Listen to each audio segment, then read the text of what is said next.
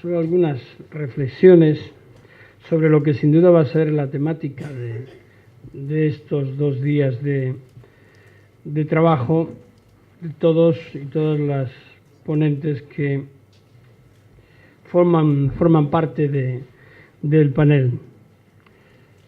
Según los datos de Naciones Unidas, en el 2050, los que estamos aquí yo creo que ya no vamos a llegar, o por lo menos algunos no vamos a llegar seguro, pero en 2050 van a ser 9.000 millones de personas los que habiten el planeta llamado Tierra. Si ahora estamos unos 4.000 y pico, quiere decir que se va prácticamente a duplicar la población. El espacio sigue siendo el mismo, es decir, no va a aumentar, no van a aumentar las dimensiones de la Tierra. Según datos de UNICEF, y partiendo de la base de que, curiosamente, aún en los tiempos de crisis que tenemos, hablaba con la delegada de UNICEF para toda Europa hace unos días en Nueva York y me reconocía que estaban equilibrados las donaciones particulares o privadas o incluso ya por delante de las propias de los estados. Sabéis que UNICEF es la Organización de Naciones Unidas que se dedica a todo lo relacionado con los derechos de los niños.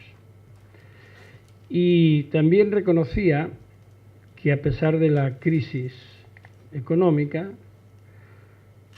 la pobreza respecto de los niños o de las condiciones de los niños se había reducido. De todas formas, 150 millones de niños menores de 18 años, adolescentes y niños, tienen que trabajar para seguir vivos. No es una cifra menor. 8.800.000 niños mueren cada año al día de hoy por diarrea o neumonía antes de los 5 años. 100 millones de niños no tienen vida digna o agua potable, ni escuela, ni alimentación suficiente. Y hay 1.000 millones de niños pobres en el mundo. Bueno, la frialdad de las cifras nos conduce, y el análisis de los datos del reparto mundial de la riqueza, además de las diferencias sociales en el acceso a la sanidad, a la educación, a la alimentación o al agua potable que mencionaba aprovechando estas estadísticas de UNICEF, desde luego no permite creer o no se puede asumir que la justicia exista más allá de las declaraciones de intenciones, de las grandes formulaciones que responsables políticos, organizaciones internacionales o personas en general hacemos para sentirnos seres éticos, ¿no? Creer que todavía tenemos atisbos de ética y de moralidad cuando día a día desarrollamos nuestra actividad olvidando en forma sistemática esos datos. El sistema político y el sistema económico mundiales se basa, desde este punto de vista, en una clara y evidente profundización de la injusticia. Injusticia más radical a través de toda una serie de mecanismos económicos y financieros que potencian una especie de capitalismo salvaje, de capitalismo totalitario, frente al estado de bienestar clásico o del buen vivir, que se reconoce como tal en algunas constituciones, como la de Ecuador. Como bien sabe mi buen amigo catedrático Hernán Ormazábal, que está con nosotros y nos alumbrará con su ciencia en estos días, y que trabaja con la Fiscalía de Ecuador. Interesante experimento el de Ecuador en muchos sentidos, no todos buenos, pero en algunos bastante buenos. En el tema que hoy nos ocupa, bastantes buenos. Como después mencionaré, es el ejemplo más preclaro en el que la Constitución de un país establece los derechos de la naturaleza, los derechos de la madre tierra junto con la ley de la madre tierra de Bolivia. También son los dos únicos países en los que expresamente se recoge algo que va a ser el núcleo del futuro, de la protección del futuro y también de lo que voy a tratar de transmitir en estos minutos. La justicia de cualquier país es muy difícil que persiga los delitos graves contra la humanidad. Si analizamos las estadísticas, nos vamos a encontrar con que muy poquitas iniciativas en cualquier país se centran en crímenes realmente graves contra la humanidad. No estoy refiriéndome ya a crímenes contra la humanidad de la Corte Penal Internacional, en su formulación clásica, el Estatuto de Roma, felizmente aprobado en 1998, sino en los propios sistemas de justicia. Para que haya una sentencia, la primera del Tribunal Supremo de los Estados Unidos, en los que se reconocía la gravedad de los gases con efecto invernadero y que contaminaban la atmósfera y por tanto afectaban gravemente a la salud, han tenido que transcurrir muchos años hasta que en 2008 eso se produjo, una sentencia, después de el combate de muchos economistas, muchos ecologistas, grandes pensadores, pero fue un avance. Como todos y todas sabéis, después se ha cuestionado en sí mismo todo el tema del calentamiento global, efecto climático, etcétera. Todavía nos permitimos el lujo de dudar de estas cuestiones. Los delitos más graves contra el derecho a la vida y la propiedad no solo son impunes, sino que están legalizados, reglamentados e institucionalizados, e incluso se dan normas para que se sepa bien cómo se deben cometer. Por ejemplo, se persigue el fraude del IVA. Está bien, debe de perseguirse el fraude del IVA. ¿Qué seríamos si no se persiguiera el fraude del IVA? Sobre todo en aquellos casos en los que claramente se quiere burlar ese compromiso con la sociedad en la que vivimos. Pero, sin embargo, no se persigue la especulación criminal con los alimentos básicos. No existe.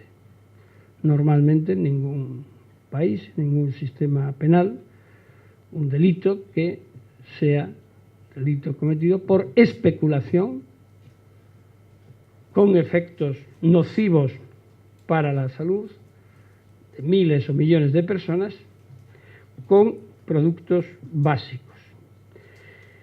Sin embargo, esto es algo oficializado. La Bolsa de Alimentos de Chicago, día a día, establece cómo se tiene que hacer esa especulación. Como, por ejemplo, en cuestión de minutos y solo circulando dinero virtual, es decir, tocando teclas del ordenador, se puede incrementar un 8% el precio del cacao o de cualquier otro alimento que puede resultar básico y que determina, en un efecto cascada pero irreversible, la condena a muerte de centenares de miles de personas, porque no van a tener de ninguna manera acceso a ese producto por ese acto de especulación, que no es uno solo, sino es una concatenación de casos similares. La propiedad privada y la explotación abusiva sobre fuentes de agua potable. Estamos en un pueblo que tiene unas aguas maravillosas, pero no todo el mundo es así. El recurso natural del agua, a ser uno, ya está siendo objeto de uso y abuso especulativo por parte de grandes corporaciones, por parte de multinacionales y de algunos gobiernos también en diferentes países del mundo, cada vez con mayor preocupación. Y sin embargo, salvo en países como los que he citado, normalmente no hay una previsión para este tipo de conductas.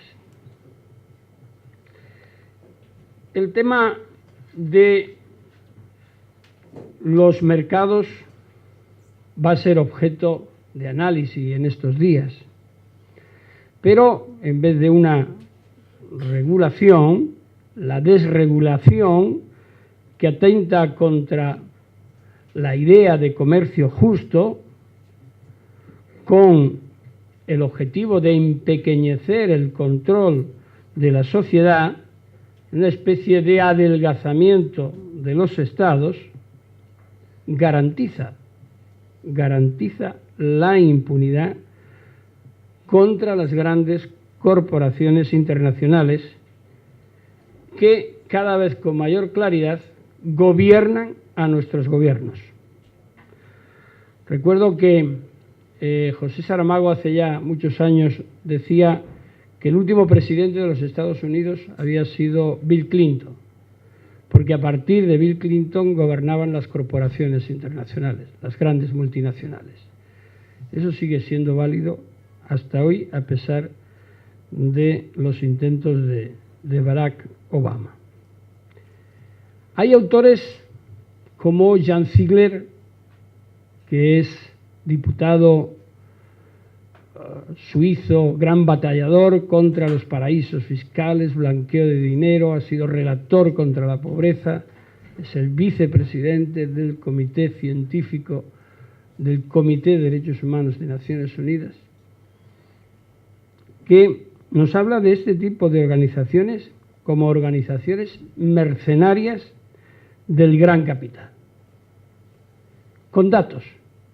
Hay varios libros, no os voy a cansar con esos datos, pero sí os recomiendo, por ejemplo, la lectura de Los Amos del Mundo, de Jan Ziegler. Es un libro que ya tiene unos años, pero que debe estar en la cabecera de todos aquellos y aquellas que tengan un especial interés y sensibilidad por estos temas. Esas grandes organizaciones mercenarias son el Banco Mundial, el Fondo Monetario Internacional, que yo ya estoy cansado, no sé si a vosotros os pasa también, de oírlos pedir disculpas. Nos joden la vida y nos piden disculpas después. Sistemáticamente. Nos hemos equivocado, perdón, millones de griegos a tomar viento. Nos hemos equivocado, argentinos, lo mismo. Qué terrible, hemos tenido un error, nos equivocamos. Bueno, ¿y qué pasa? ¿Y qué pasa con esas equivocaciones? Porque otros, cuando supuestamente se equivocan, sufren las consecuencias. Y estos, como no sea que les sorprendan en un hotel y les hagan la persecución como el Strike-Can no les persiguen por su responsabilidad en el FMI. La capacidad de decisión, de determinación de influencia sobre el derecho a la vida de millones de personas supone, de hecho, la condena a muerte de las mismas. Los mercados como instrumento especulativo que, no sé, pero a mí me da la impresión de que cada vez atentan más contra la seguridad humana en beneficio de unos pocos y al final conducen a la indigencia a millones de personas. Y tampoco hay mayor responsabilidad, no hay. Ahora, bueno, sí, ahora creo que finalmente hace unas semanas han demandado a Standard & Poor's, una de las agencias calificadoras en Estados Unidos, reclamándole, creo que son $400 millones o algo de eso, que también por equivocaciones, pues en su calificación de deudas y de países y demás, hacen que sufran las arcas públicas. Frente a todo esto, la cultura jurídica, que no es lo mismo que el derecho, es un patrimonio de la humanidad. Son aquellas normas políticas, jurídicas, sociales, culturales, que de alguna forma podemos y debemos utilizar en una especie de universalización del derecho frente a la globalización económica. El derecho, en este caso, se desvincula del territorio y se internacionaliza, asumiendo un valor universal y transnacional que influye en el planteamiento o en la aparición de un nuevo paradigma. Ese nuevo paradigma es una empresa, una iniciativa empresarial no depredadora de derechos y no para la obtención de ganancias desaforadas, sino con una responsabilidad social corporativa que implica un respeto irrestricto a los derechos humanos. Ese es el nuevo paradigma dentro del ejercicio empresarial responsable que las empresas y los agentes empresariales, cuando se refiere a inversiones que pueden afectar a millones de personas, es decir, que afectan a recursos naturales o a elementos básicos para la supervivencia humana, deben de caracterizarse. Es verdad que ya existen normas internacionales. Es verdad que ya existen responsabilidad penal en algunos códigos penales, como por ejemplo en el español, de las propias personas jurídicas. Es un avance. Es verdad que hay una sensibilidad mayor, pero todavía nos falta bastante trecho que andar a la hora de exigir esa responsabilidad social tanto en el sector privado como en el sector público, para que de alguna forma se renuncie a esas ganancias cuando la actividad de la empresa va en contra de los derechos humanos. Se precisa una regulación del sistema interno de esas empresas. Es necesario establecer un monitoreo y buenas prácticas. Hay que establecer una especie de auditorías de derechos humanos, de estándares de derechos humanos, en todas y cada una de las empresas que afectan por su objeto social y finalidad a elementos sensibles de la supervivencia humana. Y sobre todo hay que dar cuentas a la comunidad mediante los mecanismos de control correspondientes en todo aquello que se refiere al acceso a una alimentación adecuada, nivel de asistencia sanitaria, vivienda digna, etc. Hay un elemento coadyuvante y necesario para que esto pueda ser así: la transparencia en la gestión. Esa palabra mágica que oímos en estos días tanto en España. La transparencia que, lógicamente, como elemento positivo, va anexo al negativo de la corrupción y de la opacidad, del oscurantismo. Eso me hace recordar ayer el editorial uno de los editoriales del diario El País hablaba de que los miembros del G20 van a luchar contra el fraude fiscal. Qué bien. ¿Cuántos años para esa gran decisión que tendrá lugar entre el 5 y el 6, creo, de septiembre en Moscú? Es un lugar adecuado para reflexionar sobre el fraude fiscal, y que por fin vamos a ver si conseguimos algo que sí que sería un gran avance para la humanidad, que sería la desaparición de los paraísos fiscales. Años y años. Yo creo que hay una directiva de la Unión Europea que lleva preparándose así como 12 o 15 años y no se ponen de acuerdo en cómo hacer para que estos territorios de opacidad fiscal, en los que la deslocalización de los capitales o de las actividades de empresas que tienen su sede en territorios como España, por ejemplo, pues contesten cuando los jueces reclaman información diciendo no, es que son entidades separadas. De modo que un banco español, llámese como queráis llamarlo, pues nos diga no, es que realmente no le puedo dar información porque es que es una entidad distinta. Claro, se llama igual, pero es distinta. Distinta, supongo, en dificultar la investigación, pero no en obtener los beneficios. Y siempre hay un diferente modo de ajustar las responsabilidades. Las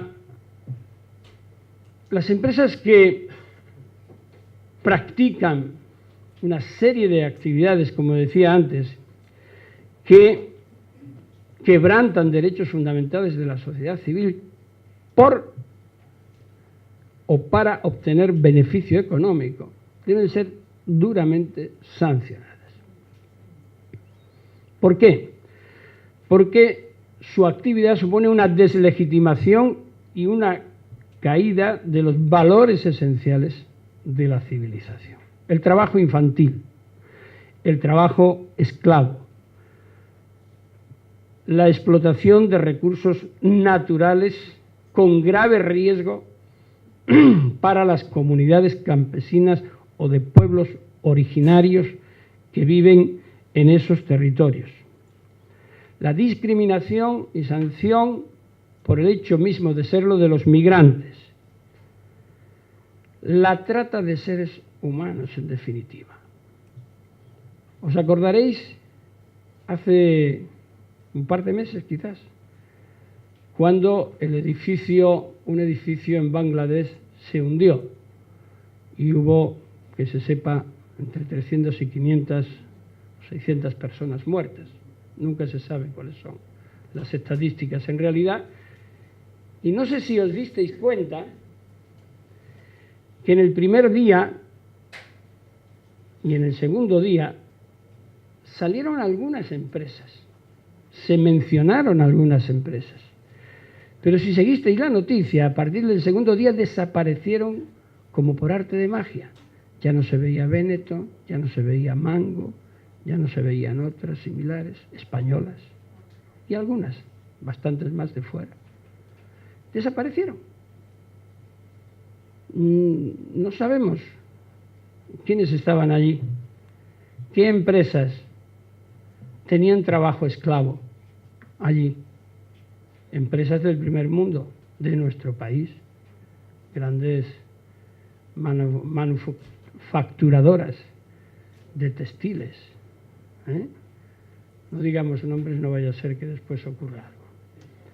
Pero, ¿qué ocurre? ¿Qué ocurre con esos muertos? ¿Qué responsabilidad tienen los señores dirigentes de las empresas que, contratando trabajo esclavo y quebrantando la legislación de su propio país, que es España, explotan ese tipo de negocios? ¿Pensáis que hay alguna investigación abierta en España por delito cometido por españoles en el extranjero, que es competencia de la Audiencia Nacional y por tanto de España? Yo lo desconozco, pero creo que no. Y sin embargo hay nombres y apellidos de empresas españolas.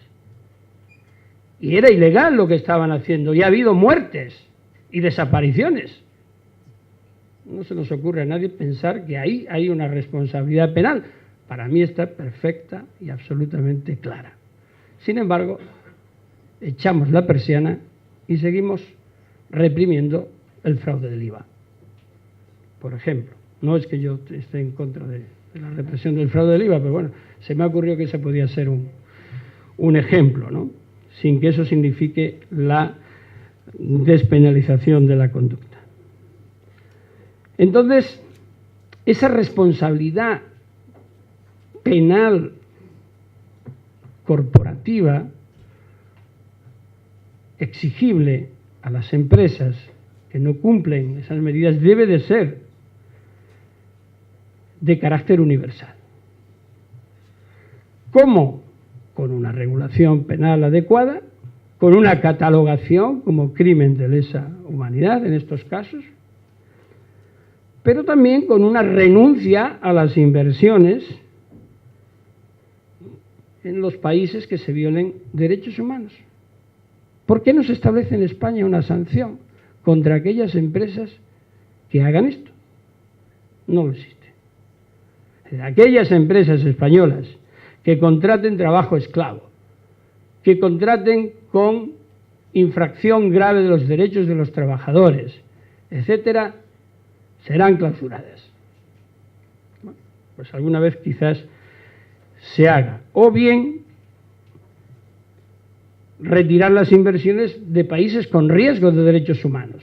¿Se le ha ocurrido a alguien sospechar en esta luna de miel y de dulzor con China, que todo lo invade, que China es uno de los países, si no el primero, que mayor violenta y viola los derechos humanos? Y sin embargo, todos están entusiasmados con China. Todos están estudiando chino, mandarín, porque es el futuro, claro, el futuro, pero sin derechos humanos. Entonces tenemos una doble ética o una triple ética, ya no sé cuántas tenemos, en las que acomodamos nuestras conciencias consumistas en función de que, bueno, si aparentemente es una buena marca, aunque sea de fabricación china, la compramos y aparentamos que llevamos algo de marca, ¿no? Y sin embargo, estamos aceptando el quebrantamiento claro de normas básicas, de derechos humanos, ¿no? O si nos vestimos con prendas que estaban haciéndose en Bangladesh, en ese edificio que se hunde, de alguna forma somos copartícipes, al menos moralmente, de lo que allí se ha producido.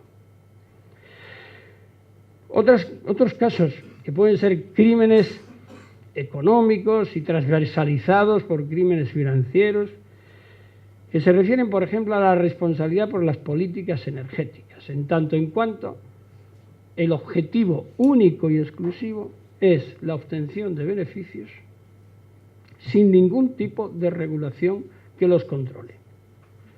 La crisis económica en España ha producido una migración permanente de empresarios españoles al extranjero, principalmente a Latinoamérica.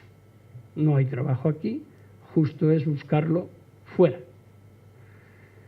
Pero cuando esto sucede, no son solo los españoles, claro, no pensemos que somos los responsables de todo, sino estoy refiriendo al fenómeno de que empresas del primer mundo, principalmente europeas, también norteamericanas y chinas, por supuesto, están invadiendo, por ejemplo, Latinoamérica, en todo lo que significa explotación de recursos naturales, mineros, de políticas energéticas, es decir, explotaciones que afectan a la subsistencia de los ecosistemas y el equilibrio de la naturaleza en esa convivencia sostenible con los pueblos originarios que normalmente habitan, o comunidades afrodescendientes o campesinas, en algún caso, que habitan en esos territorios. Hasta el extremo de que esas explotaciones pueden afectar a la propia subsistencia de esas comunidades por el efecto contaminante que algunas de estas industrias tienen y que, siendo protegidas por los gobiernos sin consultar ni respetar lo que las propias constituciones establecen para esos pueblos originarios, determinan no ya el empobrecimiento, sino incluso la eventual desaparición de estas comunidades y, lo que es tanto o más grave, la subsistencia del propio sistema o ecosistema a futuro. La explotación de recursos naturales, por ejemplo, en la meseta del Tíbet, que nos parece lejano, la contaminación de las fuentes de los principales ríos asiáticos que nacen en los Himalayas y, por tanto, en el Tíbet, en la zona del Tíbet, el Yangtze, el río Amarillo, el Mekong, la desforestación irracional que las autoridades chinas han hecho de esa zona y que producen que cuando llegan las avenidas y de temporales, las lluvias ahora empiezan, y no, ya veréis, a final de agosto ya veréis cómo empieza Bangladesh inundado, Laos inundado, partes de China anegadas, y cada vez con más frecuencia, precisamente porque no hay elementos naturales que impidan o sujeten el arrastre que se produce con un monte desforestado.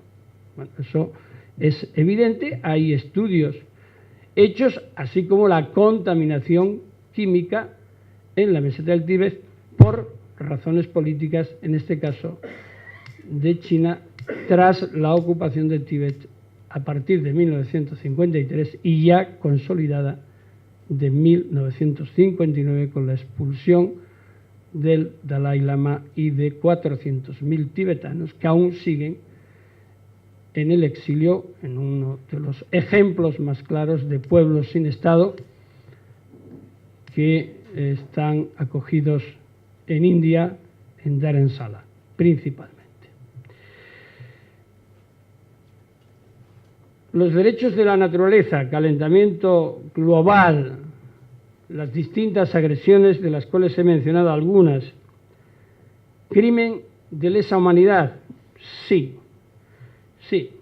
cometido en forma lenta, pausada, a través de años de acciones sostenidas contra el medio ambiente y que nos hipotecan ya y desde luego a futuras generaciones sin remisión. Y sin embargo, nadie se cuestiona si esto, bueno, sí se lo cuestiona mucha gente, pero quiero decir que no tiene reflejo todavía, salvo en países contados, en los que se está tratando de dar esa protección ya proactiva. En la cumbre del Río +20 se están desarrollando conceptos, se desarrollaron conceptos y se siguen adelantando, pero todavía no se ponen de acuerdo. Otra posibilidad, el robo generacional cometido por agentes económicos, como decía antes, que atacan el medio ambiente con proyectos económicos y con abuso de los recursos naturales, puede ser catalogado también como crimen de lesa humanidad en sí mismo, y no solo por lo que afecta a comunidades que viven o que están en el lugar de esa explotación. Uno de los ejemplos clásicos es el de la explotación minera del mineral coltan. El coltan es un mineral que solamente se produce en 2 países. Uno es Congo y el otro es Colombia. El coltan es el que se utiliza para los microchips de los teléfonos móviles y de los ordenadores y demás. Es decir, mineral más estratégico que ese hoy es difícil, ¿no? Sobre todo si tenemos en cuenta que es un instrumento ya casi imprescindible, el ordenador y los teléfonos. El ordenador cada vez nos lo vamos a tener que pensar más, porque si nos intervienen los correos y nos pinchan globalmente a millones de gentes, pues vamos a tener que replantear qué ocurre con esto, ¿no? Pero, por ejemplo, otras manifestaciones, las explotaciones de minas de litio, que son al aire libre y que están produciendo en zonas como Argentina, como Bolivia, como Colombia, ya daños que empiezan a ser irreparables, contaminantes respecto de las comunidades que allí están. Los desplazamientos masivos de personas, no estoy hablando de los desplazamientos en casos de conflicto armado, que sí están catalogados como crímenes contra la humanidad en el artículo 7 del Estatuto de Roma, sino que estoy hablando de los que se producen por la ejecución de grandes proyectos hidroeléctricos, por ejemplo, que destruyen comunidades enteras, o grandes proyectos agropecuarios que son imprescindibles, se dice, pero para extraer más recursos naturales de las zonas no accesibles. Aquí tengo que reconocer con orgullo que nosotros hemos participado en Perú en una acción penal en defensa de 2 comunidades indígenas frente a la construcción de una represa, y hemos ganado el caso en la Corte Suprema de Perú.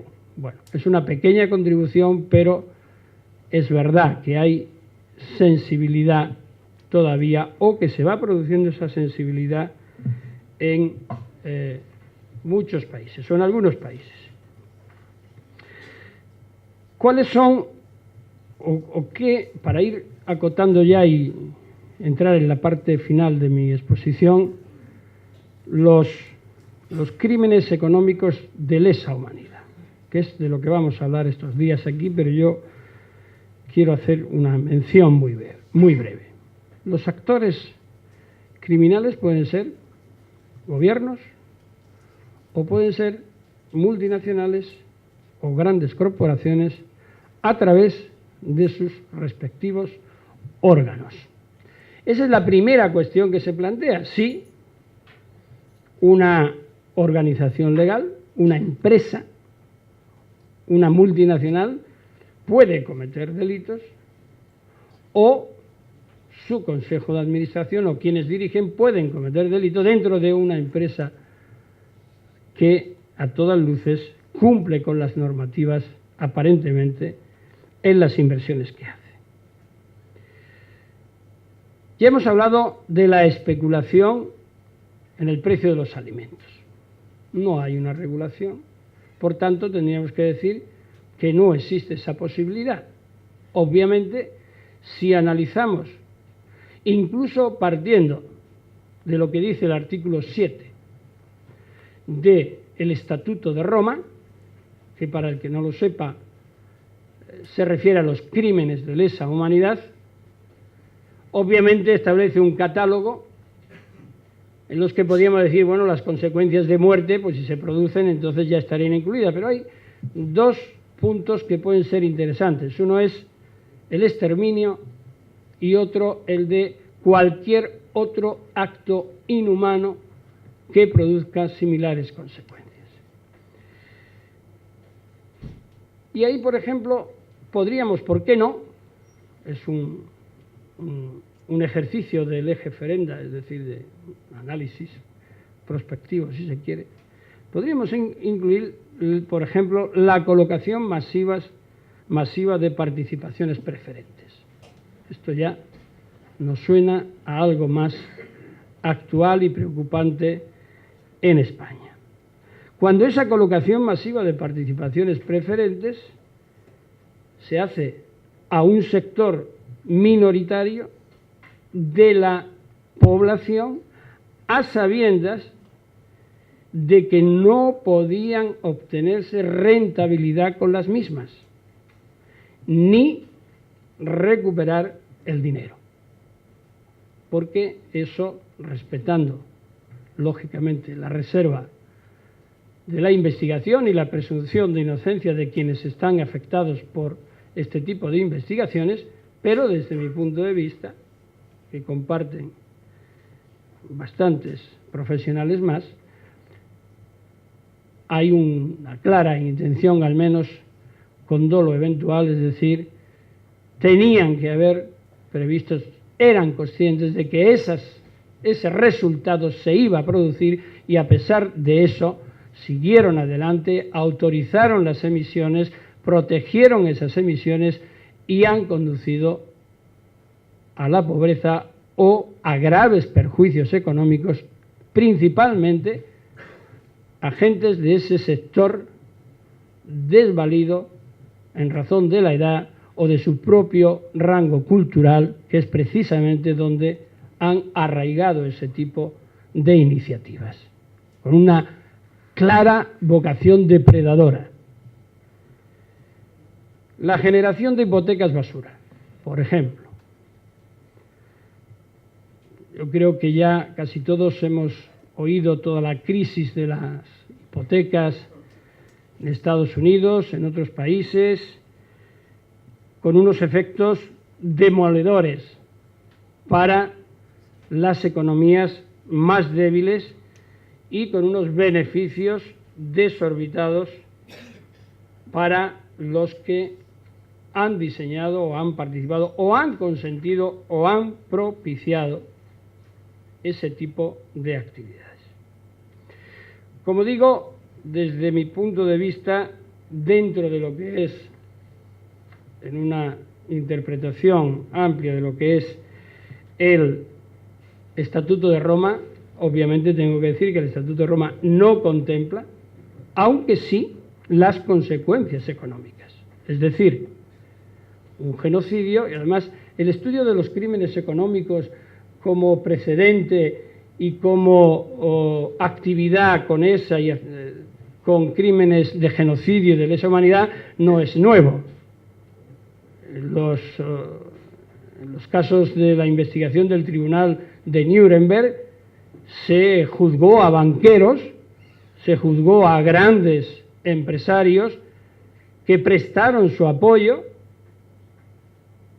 incluso desde el punto de vista de que lo único que hacían era un negocio lícito, porque cumplían las normas que el Tercer Reich establecía, fueron juzgados por crimen de genocidio y hay ese precedente.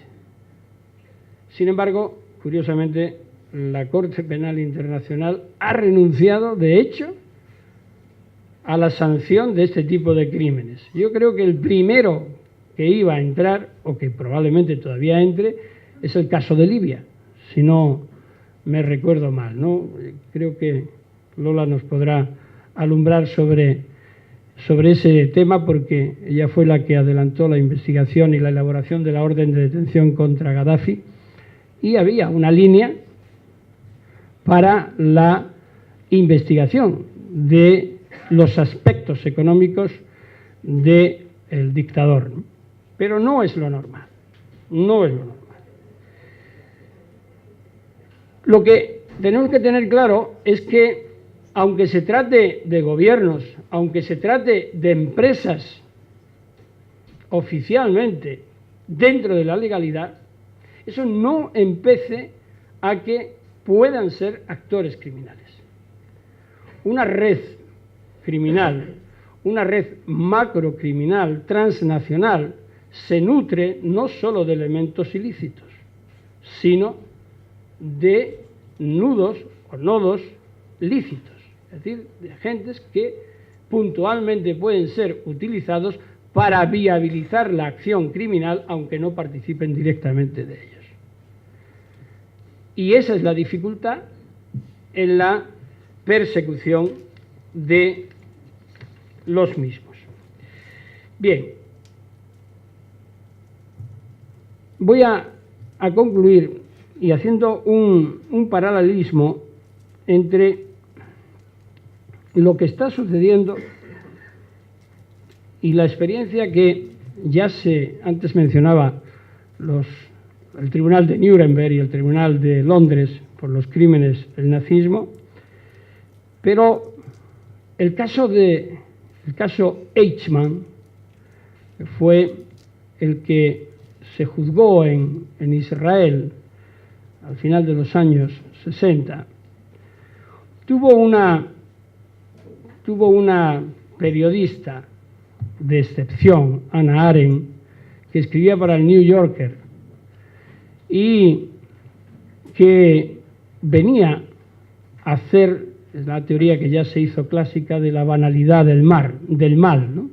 Es decir, cómo agentes administrativos que aparentemente pues podían ser meros oficinistas desarrollaban actividades aparentemente legales, pero que contribuían definitivamente a la acción criminal de otros, que se plasmaba ya en hechos tales como los que el recuerdo del nazismo, del Holocausto, nos pone siempre de manifiesto. De alguna forma, sin querer decir que la crisis económica que sufrimos sea comparable al Holocausto, sí es verdad que se está produciendo esa especie de banalización del mal. Es decir, todos nos parecía bien que quienes desarrollaban una actividad empresarial o aquellos que conseguían clientes a las empresas para conseguir más hipotecas, mejores inversiones, etcétera, recibieran un premio. Todos nos parecía bien. Incluso era la cultura de decir que bien esos chicos de Wall Street con 25 o 30 años que de golpe tenían millones y nos parecía bien. Pero sin embargo no se previó la responsabilidad por la catástrofe que esos mismos tipos y ese mismo sistema nos ha producido. Y de alguna forma hay una responsabilidad compartida por todos. Es decir, sí a la cultura del éxito, no a la responsabilidad por las consecuencias derivadas del mal desarrollo de la gestión de ese éxito. Es, de alguna forma, lo que ha ocurrido y es, de alguna forma, lo que enlaza esta situación con esa teoría de Hannah Arendt de la banalización del mal, del mal entendimiento de lo ético y de dónde están los límites morales en la actuación de las personas dentro de un sistema que claramente, como decía Jean Ziegler, es un orden criminal, porque está produciendo resultados lesivos en millones de personas. Hay una iniciativa de dos abogados griegos en la Corte Penal Internacional, probablemente no va a prosperar, pero demandan al Fondo Monetario Internacional y a autoridades europeas y mundiales diciendo, oiga, ¿y qué han hecho ustedes cuando no controlaron lo que tenían que controlar para evitar que Grecia fuera al desastre? ¿Qué es lo que ustedes han hecho? ¿Por qué no han actuado? Y si no han actuado, y encima después el Fondo Monetario Internacional, como reconoció hace unos meses, que se había equivocado con Grecia. ¿Y qué hacemos ahora con lo que ha ocurrido en Grecia? Con los suicidios, o qué hacemos con los que se ha producido aquí. Es decir, y todos, ahora ya parece, sí, que empezamos a ser conscientes de que aquella obtención de beneficios, aquellos premios por conseguir clientes, sin que importara qué tipo de clientes y a dónde se conducía a los mismos clientes, que incluso entidades bancarias españolas han pretendido reclamar la deuda hipotecaria con los bienes que migrantes de Latinoamérica tenían en sus países y familiares en sus países. Se estableció, por ejemplo, fue en Ecuador, que hizo que el presidente Correa, yo creo que en un viaje que hizo por aquí, estaba en Murcia y dijo que bajo ningún concepto eso iba a ser aceptable. Y es que es jurídicamente más que discutible y de alguna forma se controló, pero es decir, la ausencia de ética y de responsabilidad de las entidades bancarias o prestamistas llega hasta el extremo de perseguir los bienes allá donde se encuentren fuera del propio territorio. Ahora sí, si se reclamara desde allí para acá, no, ahí las normas de soberanía rigen y somos blindados. En fin, termino afirmando que lo que estamos viviendo ahora es una especie de masacre económica administrativa. Hay masacres de muchas formas.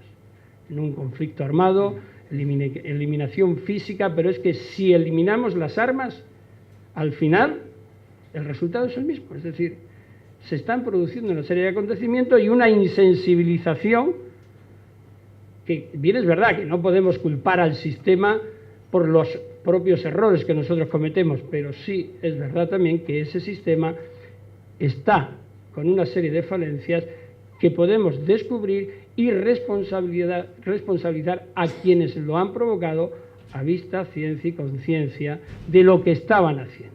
No son ajenos a esa responsabilidad.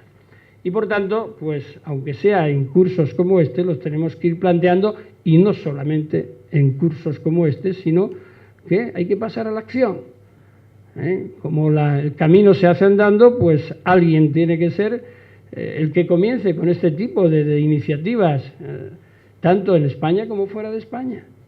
Es decir, la comodidad de quienes son responsables de una u otra manera, con mayor o menor alcance, siguen asistiendo a sus consejos de administración, siguen tranquilos y además despreocupados de que hayan cometido algún hecho. Esa es la banalización del mal. Es la falta de conciencia de que firmando esas actas de un consejo de administración estás mandando a la miseria o a la muerte a millones de personas. Y por tanto no tienes conciencia teórica de que has cometido un hecho criminal cuando realmente sí lo estás cometiendo. Muchísimas gracias.